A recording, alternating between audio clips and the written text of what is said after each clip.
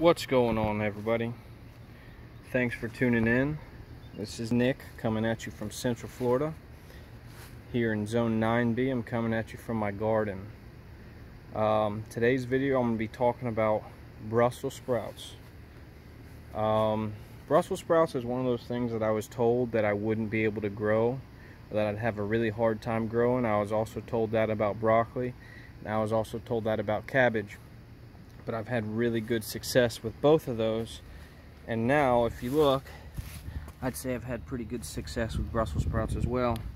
Now it's late April and I've got 3 Brussels sprout plants, and although these are mostly all around quarter size, a couple of them a little bit bigger, these are not that big, and I want to get them up a little bit if I can.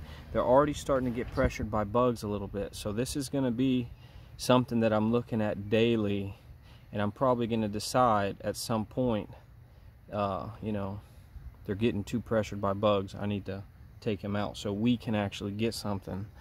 But anyways, there's 2 main methods that I've seen for growing Brussels sprouts.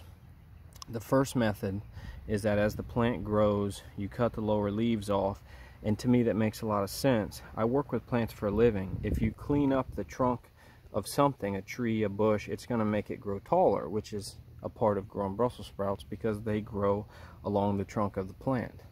The other method that you see is, instead of doing that, a lot of people let them grow to a certain size and then they cut the top off. And I'm doing both methods because to me that makes a lot of sense too. If you top the plant, now instead of growing, it wants to shoot all of the energy into these Brussels sprouts. So for a couple months I've been pulling off these lower leaves little by little, leaving enough so the plant still gets enough sun and can photosynthesize, and we've been eating those greens, which is actually really delicious. These Brussels sprout greens taste like if kale and cabbage had a baby. I mean, they're really good.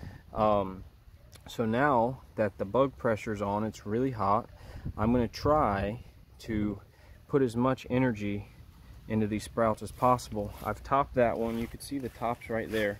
I'm going to eat all that. That's going to be so good.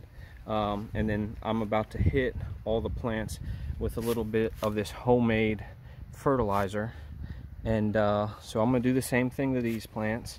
I'm going to top them, and then I'll get back at you. This is just part 1. I'm going to come back with a part 2.